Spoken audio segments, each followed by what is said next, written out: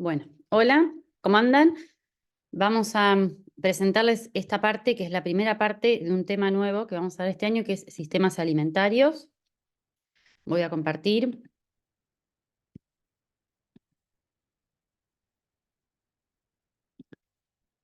Bueno, es la presentación de un marco conceptual de los sistemas alimentarios. Esto surge, esta publicación, que es la que es la publicación obligatoria de este tema, surge de una reunión de un grupo de expertos en seguridad alimentaria y nutrición, y la publicación es del año 2018. El punto de partida de esta publicación es la preocupación por la doble carga de malnutrición.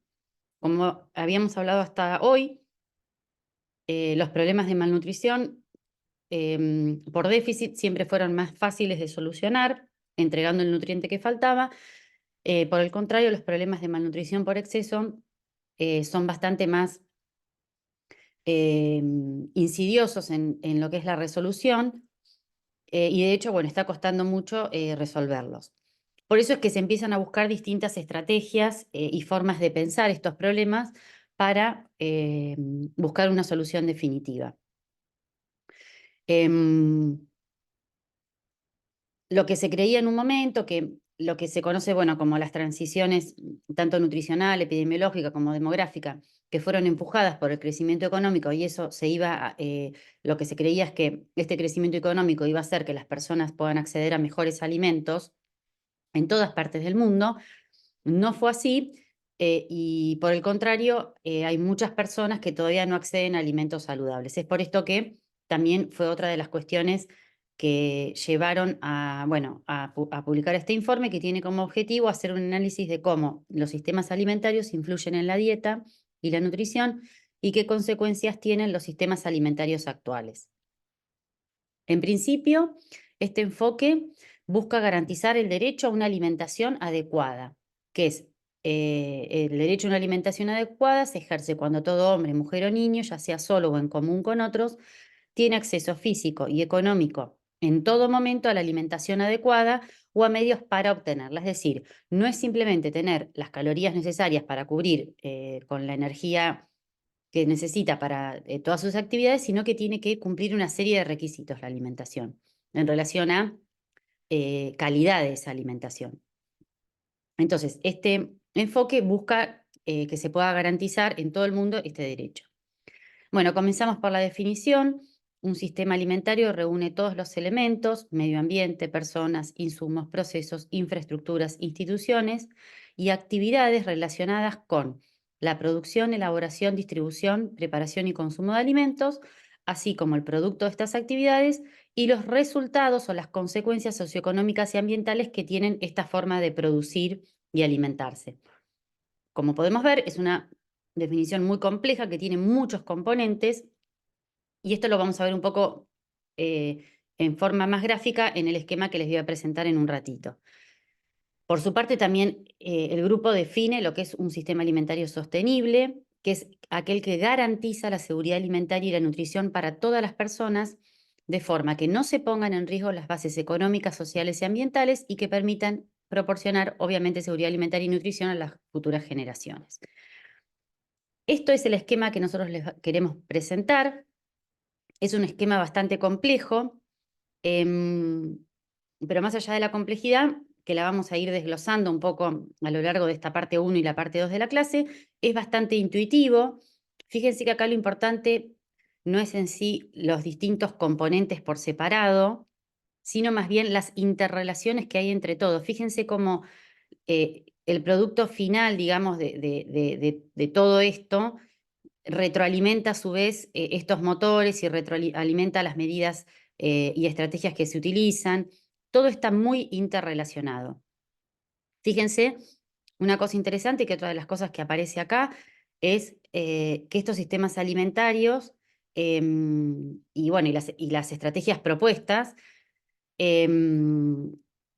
se hacen en pos de el cumplimiento de los objetivos de desarrollo sostenible, que estos ya me imagino que los recuerdan, los vimos en las clases previas, y todo va a favorecer el cumplimiento de estas tres dimensiones de la seguridad alimentaria: la disponibilidad, el acceso y la utilización.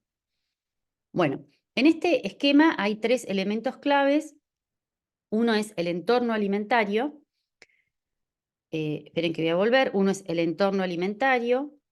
Otro es la relación o las consecuencias que estas dietas tienen sobre la salud y la nutrición, y también las repercusiones sociales, económicas y ambientales de estas formas de alimentarse. Es decir, esos son los 3 componentes claves.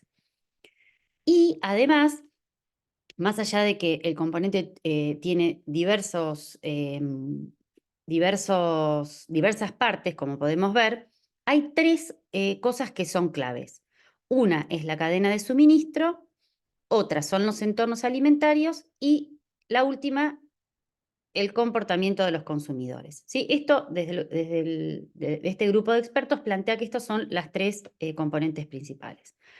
Los sistemas alimentarios determinan qué dietas se van a consumir, y por consiguiente esto va también a determinar la forma o de qué se va a enfermar la población. Bueno, vamos a empezar por el principio, las cadenas de suministros.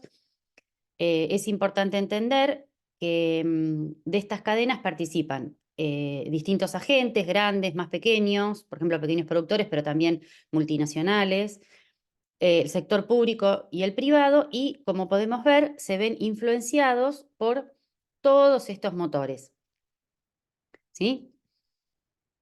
Las cadenas de suministro afectan las dimensiones de la seguridad alimentaria y la nutrición. Y lo que es interesante entender es que esta cadena de suministro nosotros la podemos usar positiva o negativamente. Es decir, la cadena de suministro puede acrecentar o puede reducir el valor nutricional de los productos. En primer lugar, pensando en de qué manera mejorar el valor nutricional de estos alimentos que se producen, podemos pensar en por ejemplo, estrategias como la biofortificación, que lo que busca es suplir un nutriente particular. Por ejemplo, existe la biofortificación de arroz con hierro, por ejemplo, que se utiliza en algunos países, en donde el hierro es un nutriente carente, digamos, en la población. Entonces, la forma de producir utiliza tecnologías de biofortificación para que el arroz tenga un contenido más alto en este nutriente. Otras estrategias pueden ser la fortificación de alimentos, pero también la forma de mejorar el valor nutricional puede ser a través de mejoras en el almacenamiento de los alimentos, mejorando las tecnologías, por ejemplo, de transporte. Por el contrario, estas cadenas de suministros también pueden reducir el valor nutricional. Cuando, por ejemplo, esto ocurre cuando las formulaciones de distintos alimentos se incorporan algunas sustancias digamos, nutricionales, algunas sustancias perjudiciales, perdón, que pueden ser, por ejemplo, el agregado de grasas trans, de sodio, de azúcares, de jarabe de maíz de alta fructosa.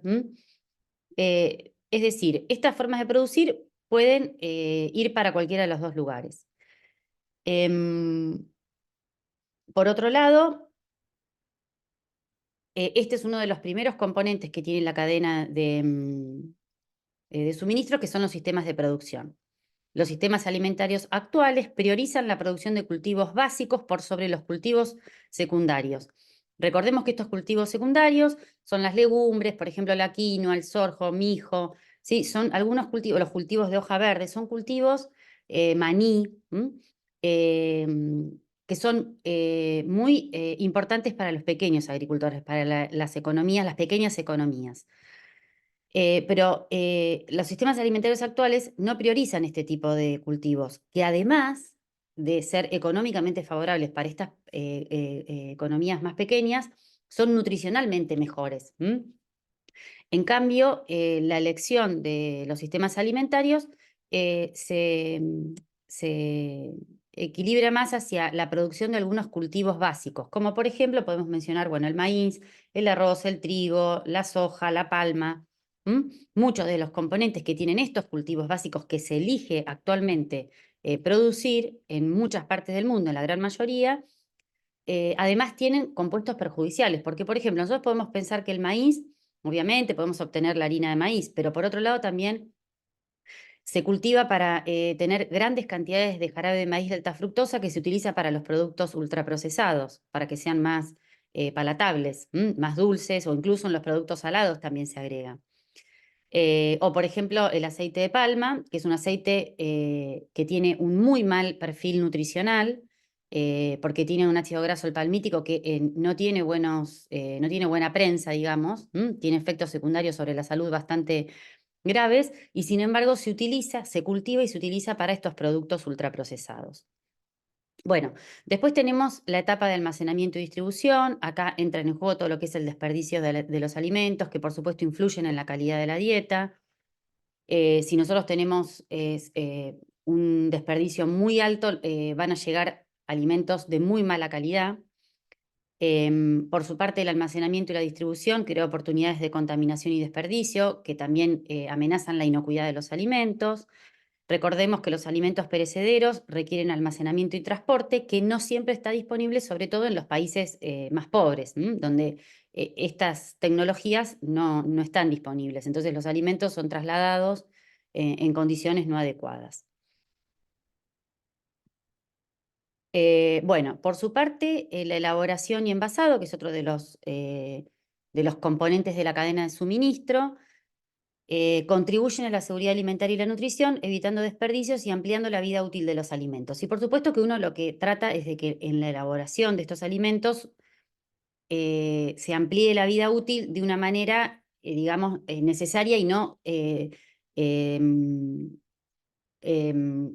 sobreexigir, digamos, una manipulación tecnológica de los alimentos que hagan que directamente pasemos a un ultraprocesado. Si no es lo mismo que el trigo tenga que transformarse en harina para ser consumida por los consumidores, a que el trigo se termine transformando en un producto ultraprocesado, una galletita que además de harina tiene un montón de otras cosas más y que resulta perjudicial.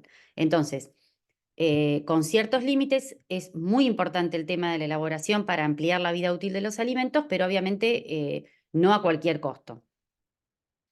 Bueno, muchas veces la elaboración y el envasado aumenta la biodisponibilidad de los nutrientes, mejora las características y propiedades funcionales, permite, bueno, obviamente que estos alimentos sean más inocuos a través de la destrucción de microbios y toxinas transmitidos por los alimentos, y mejorando obviamente la inocuidad. Acá podemos tener un montón de ejemplos de lo que son procesos de elaboración como molienda, refrigeración, ahumado, calentamiento, fermentación, cocción por extrusión, etcétera, etcétera, etcétera. Em, y acá, por supuesto, también algo importante es que en el proceso de elaboración también el alimento, como les decía, se puede empeorar o se puede mejorar. Porque, por ejemplo, uno puede elegir refinar una harina en donde le saca la fibra y las partes más externas de los granos que tienen muchas vitaminas y minerales y venderla como una harina refinada blanca que obviamente nutricionalmente no tiene nada que ver con una harina integral.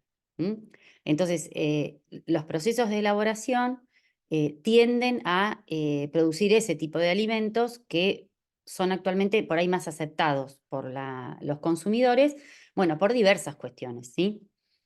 Y acá, en esto de lo que es la elaboración y el envasado, surgen por distintos autores, tal vez haya algunas diferencias, pero uno de los que más ha escrito y publicado sobre esto es Carlos Monteiro, que es un brasilero, que define 4 categorías. Esta no es específicamente la nomenclatura que utiliza Monteiro, pero es similar y es la que publican acá el informe. Son distintas categorías en relación al grado de elaboración de los alimentos y de las bebidas. Entonces, a medida que nos acercamos al alto grado de elaboración, los alimentos se transforman mucho y ya en muchos casos dejan de ser alimentos digamos, básicos y empiezan a ser, por ejemplo, platos mixtos ya preparados, congelados, listos para consumir, ¿sí? O los panes de grano refinado. Digamos, no es lo mismo una elaboración básica para obtener un azúcar o un aceite a algo más elaborado en donde se añaden otros ingredientes y podemos obtener otros productos con nutrientes más perjudiciales para la salud. Entonces, en ese sentido, lo que tiene que ver con la elaboración y envasado, esto es muy importante y actualmente es la manera en que la gran mayoría digamos, clasifica los alimentos en función del grado de elaboración. Bueno, otro de los componentes de esta cadena de suministros, que es muy importante, es la venta al por menor y la comercialización. Entonces, una vez que el alimento fue elaborado, este alimento va a ser trasladado a los mercados formales, informales, que pueden estar más cerca o más lejos de las comunidades y de los hogares. Estos mercados y la venta al por menor de alimentos configuran el entorno alimentario, que es básicamente donde los consumidores van y toman sus decisiones de compra. Bueno, acá, como ustedes ya deben conocer, en los últimos años, largos años, ha habido una gran expansión de supermercados formales y cadenas de comidas rápidas que obviamente modificó sustancialmente el comportamiento de los consumidores y la modalidad en el consumo de alimentos. Dejamos de comprar productos o alimentos mínimamente procesados para producirlos en casa y elaborar un alimento, y a cambio cambiamos esta forma por ir a comprar el alimento ya producido por alguien, en un local que vende comida. Eso es el extremo, digamos, del cambio que produjo estas formas de comercialización más globales. Bueno, la revolución de los supermercados, que si bien ofrecen un abanico más amplio de productos a un precio más bajo que las tiendas al por menor, esto es real, normalmente los precios de los locales más barriales, de los almacenes, es más excesivo que los supermercados y las cadenas de supermercados, pero esto también lleva rápidos cambios en organización en toda la cadena de suministros. Entonces, acá también entran en juego, por ejemplo, que a los pequeños agricultores muchas veces les resulta muy difícil vender estos productos, que antes sí lo vendían, por ejemplo, en mercados muy locales. En los grandes supermercados les resulta muy difícil venderlos, porque ellos tienen otra manera de adquisición de los productos, ¿sí? De manera más centralizada y a gran escala. Y a veces estos pequeños agricultores no logran cumplir con esos requisitos. Entonces, no pueden comercializar en estos espacios y tienen que buscar otras maneras de comercializarlo. Bueno, por otro lado, el poder y la adopción de decisiones está pasando de los agricultores y productores a comerciantes y minoristas, es decir, los que marcan la agenda de qué es lo que se va lo que van a tener que producir estos agricultores y productores son directamente los que van a vender, porque son los que demandan determinados alimentos y que en definitiva, porque son los que los consumidores eligen. Mismo ha pasado que las decisiones dejan de ser digamos, de la agenda pública del Estado y pasan a ser elecciones del sector privado y las empresas multinacionales que deciden qué es lo que van a producir y vender. Y en definitiva, lo que los consumidores van a consumir. Bueno, por supuesto que muchas de estas cuestiones y de estos sistemas de comercialización y estos cambios que ha habido han sido una necesidad de adaptarse a poder alimentar a las grandes ciudades, donde hay mucha concentración de gente y es necesario que los alimentos tengan determinadas características para que puedan venderse en estos comercios. Bien, hasta ahí completamos lo que es este primer componente fundamental. Recordemos que es la cadena de suministros con sus 4 elementos. Y ahora vamos a pasar al segundo componente, que son los entornos alimentarios. El entorno alimentario hace referencia al contexto físico, económico, político y sociocultural que enmarca la interacción de los consumidores con el sistema alimentario, con miras a la adopción de decisiones sobre adquisición, preparación y consumo de alimentos. Fijémonos que el entorno alimentario está en un espacio, digamos, intermedio entre la producción, elaboración y todo lo que se va digamos, a vender y lo que ellos terminan eligiendo para consumir, ¿sí? O sea, es una parte fundamental de este sistema alimentario. Bueno, para algunas comunidades el entorno alimentario consiste en los alimentos que producen y aquellos que compran en mercados locales. Pero para otros el entorno alimentario es mucho más global, con estos supermercados, hipermercados, como hablábamos hace un ratito, con mercados internacionales más interconectados entre sí y vendiendo determinadas cantidades de productos, bueno, con grados de elaboración bastante avanzados, digamos, ¿sí? el entorno alimentario condiciona la manera en que las personas acceden a esos alimentos y los preparan. Y finalmente, bueno, lo que consumen. El entorno alimentario tiene cuatro componentes, que es el punto de entrada de los alimentos o espacios físicos en los que se compran u obtienen los alimentos, qué características e infraestructuras tiene ese entorno edificado que permite a los consumidores acceder a estos espacios. Acá tiene que ver con, digamos, cómo es la infraestructura, por ejemplo, para poder llegar a estos comercios, si se llega caminando, se llega en auto, si quedan muy lejos de los hogares, o sea, todas cuestiones que tienen que ver con la infraestructura, cómo ayuda a acercar ese entorno alimentario a los consumidores.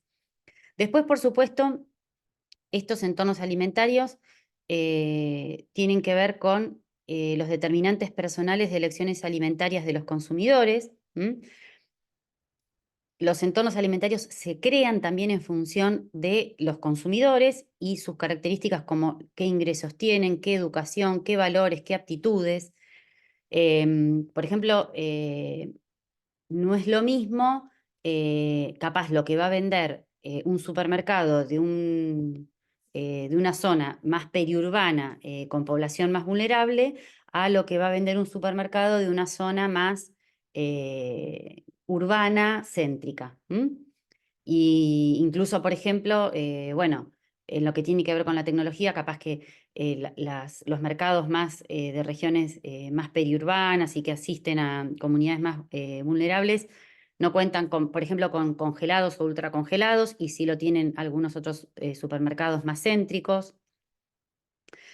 Bueno, y también otro de los componentes del entorno alimentario son las normas políticas, sociales y culturales en las que se apoyan estas interacciones. Y acá obviamente van a empezar a jugar algunas cosas muy particulares, como por ejemplo, bueno, como los locales de comidas rápidas, ¿dónde se van a ubicar los locales de comidas rápidas? Por ejemplo, em, cuando sabemos que los adolescentes, por ejemplo, son muy habitués de consumir en estos locales de comidas rápidas, y que por ahí, bueno, se ponen en cercanías a los colegios, por ejemplo, cosa de que los chicos salgan del colegio y puedan ir y comer ahí. En fin, o sea, distintas cuestiones que hacen que grupos sociales de consumidores elijan determinados alimentos, que eso también hace al entorno que se va a construir alrededor de esto, ¿no? Lo importante es entender que el entorno alimentario está cambiando la manera en la que las personas acceden a los alimentos, los preparan y los consumen, ¿sí? Bueno, hace ya mucho tiempo la mayoría de los alimentos, normalmente muchísimos años, ¿no? Se cultivaban en el hogar, se consumían, los cultivaban pequeños agricultores que lo tenían para consumo más propio en zonas rurales. Y hoy en día hay más proporción de alimentos que se compran en supermercados, en donde las distancias que han viajado esos alimentos es mucho más grande, digamos. Y acá, en relación a los entornos, a los distintos tipos de entornos alimentarios, podemos distinguir los entornos alimentarios más saludables, en donde podemos tener la elección o la posibilidad de elegir alimentos más saludables, mejorar las dietas y, por supuesto, reducir la carga de malnutrición. Pero por el contrario, podemos tener entornos alimentarios no saludables, en donde las elecciones de los consumidores normalmente están muy influenciadas por la publicidad engañosa y políticas de precios que favorecen el consumo de determinado alimento. También podemos distinguir los entornos alimentarios convenientes, que normalmente se comercializan o podemos acceder en estos entornos a alimentos con alto contenido energético y bajo en nutrientes, pero que son convenientes. Son convenientes porque son alimentos que son, cuando las familias, digamos, tienen una dinámica en el hogar que hacen que no pueden estar mucho tiempo en la casa, que no pueden ir a hacer todos los mandados, no pueden cocinar, etcétera, etcétera, necesitan este tipo de entornos para que el momento de la alimentación sea fácil y rápido. Entonces, se transforman en este tipo de entornos alimentarios, donde se comercializan alimentos que son fáciles de hacer. Por ejemplo, las milanesas de pollo ya hechas, en donde además puedo conseguir un montón de otros subproductos en estas pollajerías o pollerías, em, y que, bueno, que hacen que a mí me evite un montón de tiempo eh, que no tengo que usar para hacer esa milanesa, por ejemplo, ¿sí? Bueno, estos son algunos de los entornos que nosotros podemos distinguir. Por supuesto que ahora normalmente la mayoría tienden a ser entornos no saludables y convenientes. O sea, combinan las dos cosas. Bien. Em, el entorno alimentario, bueno, tiene dentro de las características la disponibilidad y el acceso físico. La disponibilidad de qué alimentos yo tengo disponibles y qué acceso físico, o sea, qué cercanía tengo a esos alimentos disponibles. Entonces, acá, casualmente, son además dos condiciones, dos dimensiones de la seguridad alimentaria, la disponibilidad y el acceso físico. El acceso sabemos que en la seguridad alimentaria es de dos tipos, acceso físico y económico, y acá en estos entornos alimentarios están estas dos dimensiones fundamentalmente. Bien, y acá se plantea un concepto que es lo que se llama entorno edificado, ¿sí? Que es la presencia de puntos de entrada de alimentos e infraestructura adecuada para el acceso. Acá interesan las condiciones geográficas o técnicas. Por ejemplo, nos va a interesar si son países sin litoral, por ejemplo, o por el contrario, islas, estados insulares, en donde eso va a condicionar bastante cómo va a estar conformado el entorno alimentario. Em, Bien, y también puede ocurrir que en algunos países, por ejemplo, más pobres, como yo les comentaba, no cuenten con la tecnología para, por ejemplo, poder trasladar estos alimentos perecederos, entonces los alimentos que se van a comercializar van a ser muy acotados a otro tipo de alimentos. Y acá además, lo que son este componente de los entornos alimentarios, surgen dos conceptos que son los desiertos de alimentos y los pantanos. Los desiertos son zonas geográficas en donde los residentes tienen un acceso limitado o nulo a alimentos debido a que hay una baja densidad de puntos de venta, digamos, básicamente, ¿sí? O sea, no tenemos de manera cercana lugares donde se vendan productos, determinados productos, ¿sí? Sino que hay que recorrer grandes distancias. Entonces son como desiertos, zonas muy amplias en donde no podemos conseguir alimentos. O por el contrario, estos entornos pueden estar entorpecidos por lo que se llaman pantanos de alimentos, que es justamente todo lo contrario. ¿Sí? Em, Son zonas que hay sobreabundancia de alimentos, de ventas de alimentos, pero poco saludables. Y hay escaso acceso a alimentos saludables.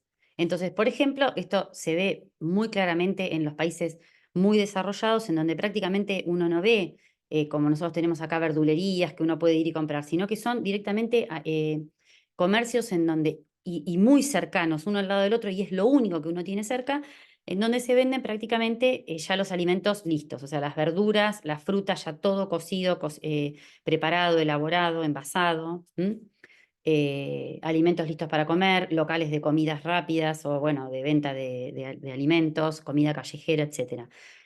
Entonces, podemos distinguir estos dos conceptos que, obviamente, a la larga lo que va a impactar es en las elecciones que hagan estos consumidores. Entonces, este entorno interactúa a su vez con factores de los consumidores como movilidad, las condiciones de salud y discapacidad, el poder adquisitivo, el tiempo, qué capacidades de equipos, por ejemplo, tienen en sus cocinas para cocinar. Todo esto a su vez va a limitar más los alimentos que ellos van a poder consumir, ¿sí? O sea, más allá de lo que es este entorno edificado, si contamos con desiertos o pantanos de alimentos, a su vez tenemos que tener en cuenta todas estas características que tienen los consumidores. Porque si, por supuesto, estos alimentos que se venden en los pantanos, que por lo general son poco saludables, son muy caros, estos consumidores no van a poder acceder tampoco. Bueno, y por supuesto el acceso económico es un punto clave.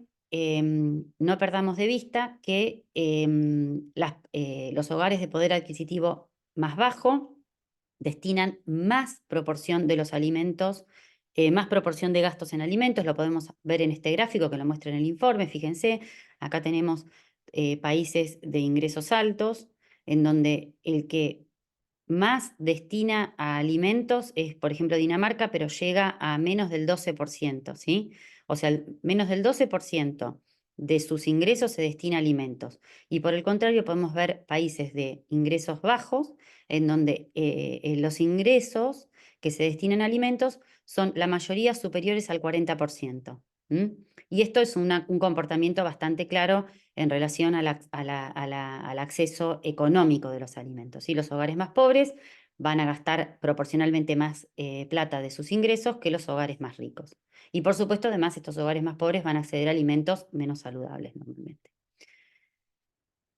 Bueno, el acceso económico, por supuesto, va a depender también mucho de los precios, de la volatilidad, bueno, de la inflación. Nosotros somos un país, como ustedes ya saben, en estos últimos años con muchísima inflación. Esto va a impactar mucho en qué calidad de alimentos las personas pueden seleccionar y elegir por sus ingresos, pero también tiene que ver con las políticas de impuestos y subvenciones. Hay estrategias que se plantean desde distintos organismos de subvencionar los alimentos saludables para que sean más baratos y de, por el contrario, ponerle impuestos a los alimentos poco saludables para que sean más caros.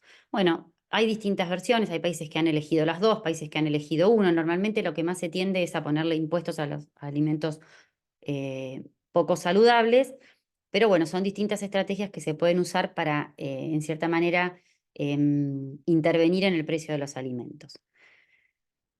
Bueno, la globalización como fenómeno ha permitido distribuir alimentos saludables a todo el mundo, aunque esto, la cara, digamos, la cara negativa de esto es que los alimentos más saludables no están disponibles para las poblaciones más vulnerables. Y sí ha tenido una cara muy negativa en esta población particular, que es que las poblaciones más vulnerables sí acceden de manera más fácil a alimentos procesados. Y esto sí es muy claro. Entonces, esto no hace más que empeorar aún más su situación de vulnerabilidad. Porque si tienen una condición de vulnerabilidad y a su vez no pueden realizar dietas saludables, van a tener más probabilidad, obviamente, de enfermar por cuestiones relacionadas al consumo excesivo de determinados alimentos. Bueno, después tenemos un punto súper importante que también está dentro de lo que son estos entornos, que es la promoción, publicidad e información acerca de los alimentos. Tenemos distintas opciones, van desde letreros simples, cómo es la ubicación de los productos en los supermercados, los anuncios en radio, televisión, cómo es la publicidad en redes sociales, las técnicas de mercadeo, el uso de personajes para la venta de determinados productos. Es decir, son todas estrategias que usa la publicidad, el marketing de alimentos para vender.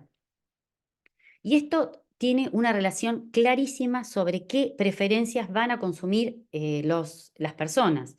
Influye en la aceptabilidad de los alimentos, en las preferencias de los consumidores, en el comportamiento en relación a la compra y, en definitiva, en la modalidad de consumo. Y esto, por supuesto, dependiendo de cómo se usa, puede ser que las elecciones sean positivas o que sean negativas.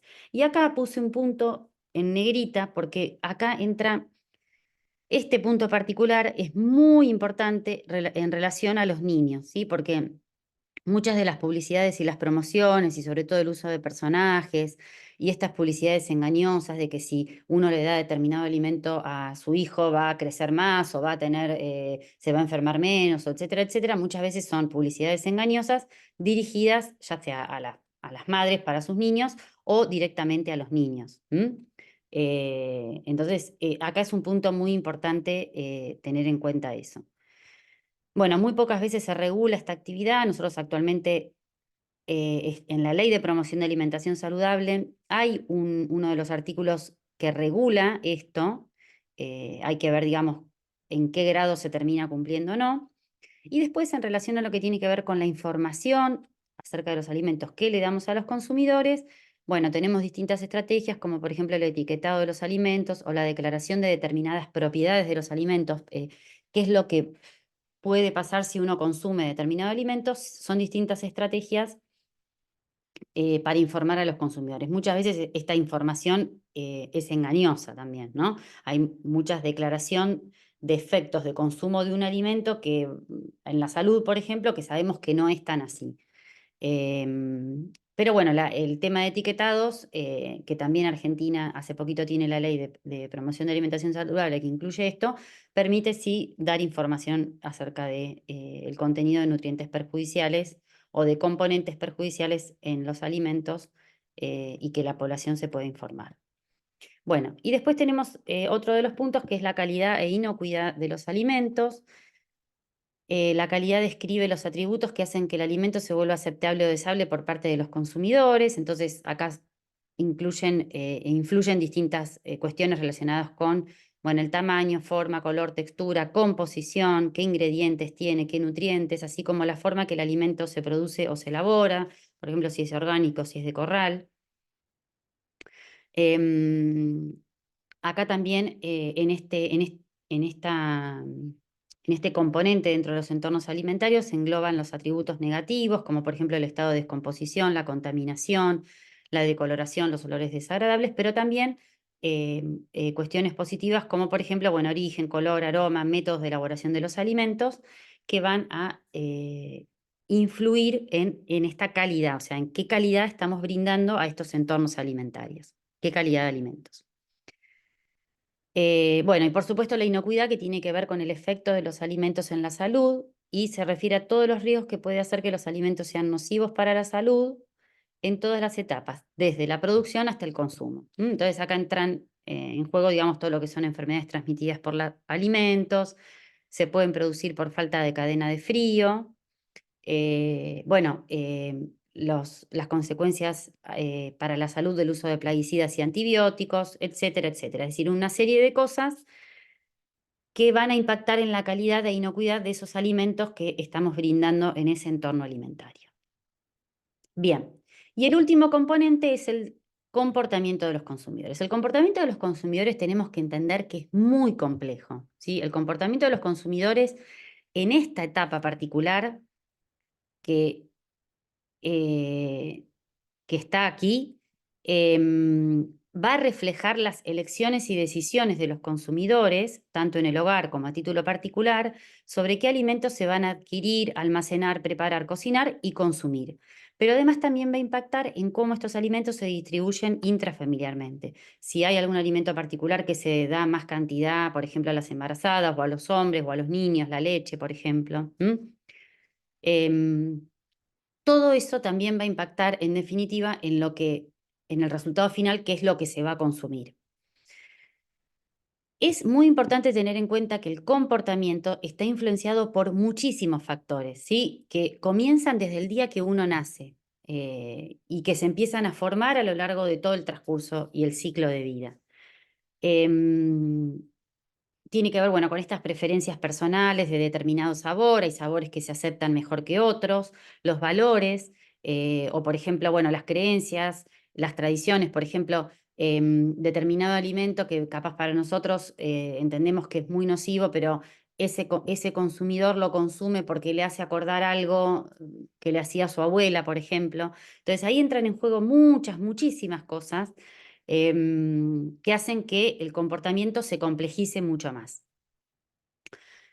Em, y por supuesto, y esto es ineludible, el comportamiento alimentario se determina según el entorno alimentario existente, y acá va a entrar en juego otras cuestiones relacionadas con esto que hablamos hace un ratito de precios, ingresos, conocimientos, tiempos, qué tiempo tienen para cocinar, qué habilidades tiene para saber cómo hacer algo. Hay mucha gente, muchos consumidores que no saben cómo lavar una verdura, no saben cómo elaborar un zapallo más que hacerlo puré. O sea, hay muchas cuestiones relacionadas con eso, con los conocimientos en relación a la alimentación, a la cocina. Bueno, y por supuesto normas culturales y sociales que tampoco podemos evitar en el momento final, digamos, de la elección que hacen estos consumidores. En definitiva, los procesos con los que se seleccionan, compran, preparan y presentan los alimentos para el consumo varían además en las diferentes regiones, países y culturas, y a su vez internamente en diferentes comunidades, hogares y personas. Entonces, dentro de una misma familia yo puedo tener consumidores que les gusta determinada cosa, pero otros que no la pueden ni consumir, por ejemplo.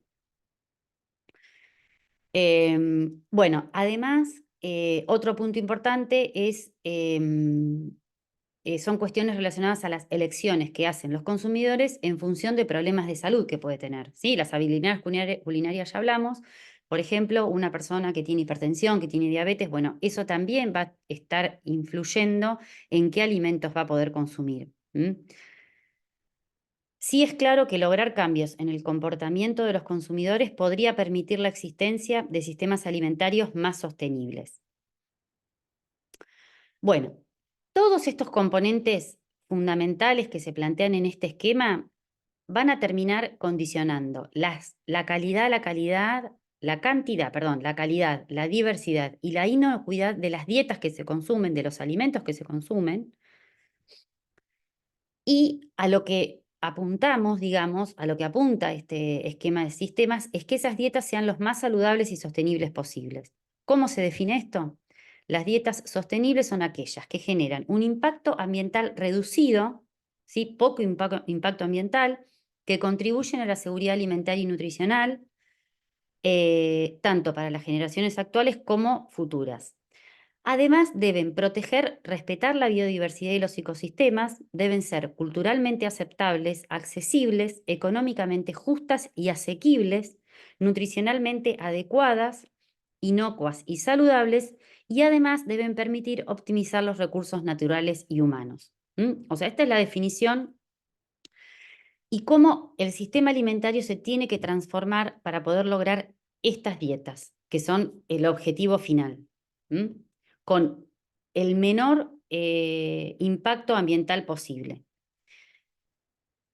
Bueno, y por último, tenemos este componente del esquema que tiene que ver, bueno, con obviamente esas dietas, qué consecuencias, o sea, esa forma de alimentarse, qué consecuencias para la salud y para la nutrición tienen, y a su vez esas dietas, qué repercusiones a nivel social, económico y ambiental se pueden observar. Bueno, en salud y nutrición ya hemos hablado mucho, pero estas formas de alimentarse actual han provocado justamente la preocupación inicial de elaboración de este informe, que fue la doble carga de malnutrición. Actualmente tenemos un paradigma de malnutrición por déficit y malnutrición por exceso combinados en muchos países del mundo. Entonces el impacto va a ser, desde el punto de vista del déficit, bueno, deficiencia de micronutrientes, retraso crónico de crecimiento, fundamentalmente en los niños, y por el lado de la malnutrición por exceso, el exceso de peso, con bueno, el aumento de todos los factores de riesgo asociados que hacen que el paradigma actual de enfermedades no transmisibles sea el que predomina, con la mayor mortalidad por enfermedades cardiovasculares.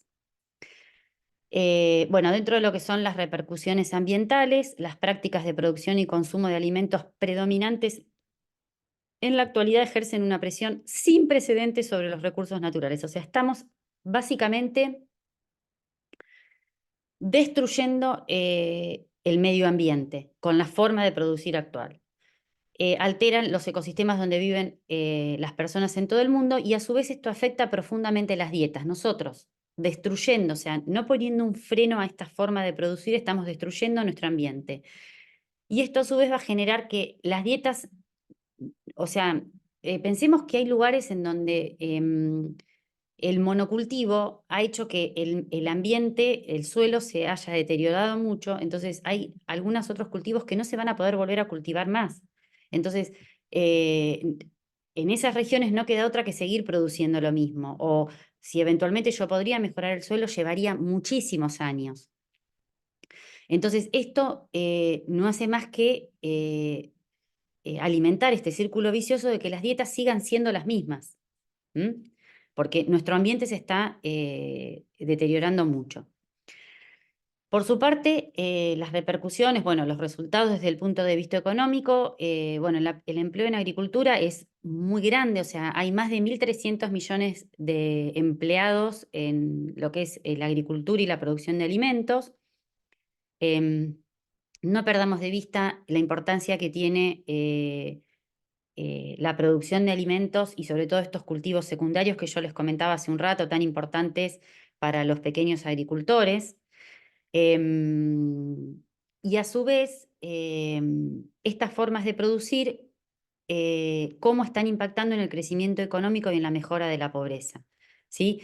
Porque mientras nosotros no podamos dar a toda la población una dieta saludable, esto va a empeorar el crecimiento y la pobreza, porque yo entro en un círculo vicioso que se compone de personas vulnerables que consumen alimentos poco saludables, que se enferman mucho con enfermedades fundamentalmente por exceso, ¿sí? Hipertensión, diabetes, enfermedad cardiovascular, que les causan mucha discapacidad.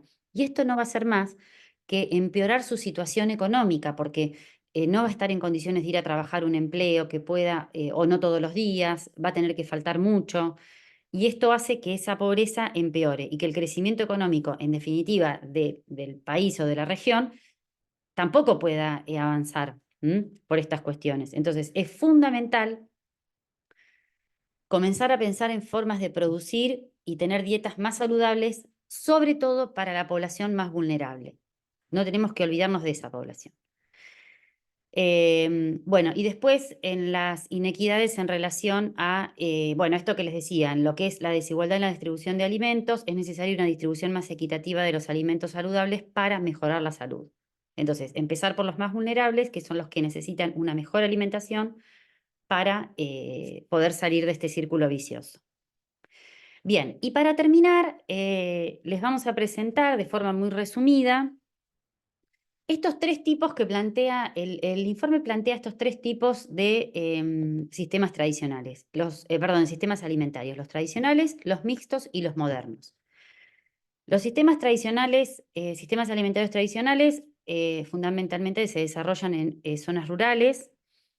La diversidad alimentaria suele ser baja porque dependen de sus propios cultivos y muchas veces no pueden cultivar variedad de cosas. O incluso, bueno, se ven afectados por distintas cuestiones, por ejemplo, climáticas, entonces hacen que capaz que un cultivo se lo destruya por completo, entonces se condiciona mucho qué alimento se va a consumir. Y además de eso tienen poco acceso a mercados distantes, pero sí tienen acceso a comercios cercanos, que lo que se describe acá en el informe es que estos comercios cercanos normalmente son em, comercios en donde no se venden alimentos muy saludables. Son algunos kioscos o mercaditos que venden alimentos también tal vez más elaborados y no tan saludables. Bueno, estos sistemas alimentarios tradicionales, sus dietas básicas son muy de los cereales y de poca carne, poca carne, pocas verduras. A su vez, estos sistemas alimentarios tienen poco control de la inocuidad y de la calidad de los alimentos. Los sistemas alimentarios tradicionales hay muy baja promoción e información acerca de qué es lo que contienen los alimentos y las consecuencias sobre la salud tienen que ver más con la malnutrición por déficit, hay retraso crónico de crecimiento, deficiencia de micronutrientes, que combinadas con infección empeoran aún más este cuadro de malnutrición. Y se caracteriza además por una alta mortalidad en niños. Bueno, en un sistema alimentario mixto ya, digamos, se ve en lo que son zonas periurbanas y urbanas, hay un mayor ingreso monetario y hay puntos de entrada y de venta de productos más variados, con mercados de frescos, supermercados. Ahora tenemos que en esas zonas periurbanas y urbanas, las personas más pobres que viven en esas zonas no acceden fácilmente a alimentos de tipo cárnicos y frescos, porque además les resultan muy caros. Entonces, acceden a alimentos ultraprocesados o procesados, o con algún grado de elaboración que hace que su alimentación sea de mala calidad. Además, se suma que viviendo en estas zonas tienen más acceso al consumo fuera del hogar, pueden suplir, digamos, pueden obtener adecuadamente las calorías y las proteínas necesarias, pero muchas veces pueden tener algún faltante de micronutrientes.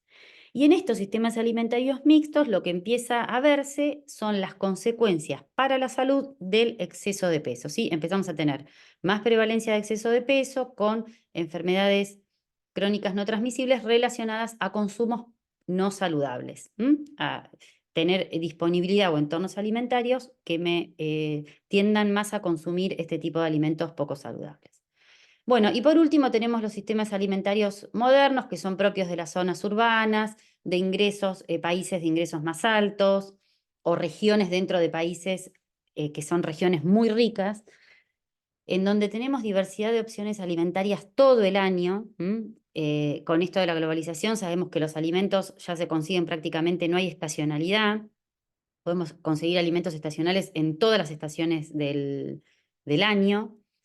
Los supermercados y mercados de frescos proporcionan opciones más saludables. También la comida fuera del hogar es más saludable. O sea, tenemos algunas versiones no saludables, pero empieza a haber comidas, por ahí, por ejemplo, más locales de comidas más gourmet, vegetarianas y más saludables, destinadas a, obviamente, un nicho de población. No hay tanta diferencia de precios en los alimentos, en estos sistemas alimentarios modernos. Existe muchísima, abrumadora información sobre los alimentos. Puede haber producción, normalmente suelen existir producciones de alimentos más sostenibles, por ejemplo, orgánicos, sin tanto uso de pesticidas. Y sí, obviamente, tienen las consecuencias del consumo de alimentos poco saludables como exceso de peso y enfermedades no transmisibles, pero sí en estos sistemas alimentarios hay más conciencia sobre la salud y mejor acceso al sistema de salud que nos permite poder hacer prevención. Entonces, acá ya estamos em, por ahí en lo que podríamos caracterizar en sistemas alimentarios de países muy ricos. Bien, bueno, hasta acá hemos llegado.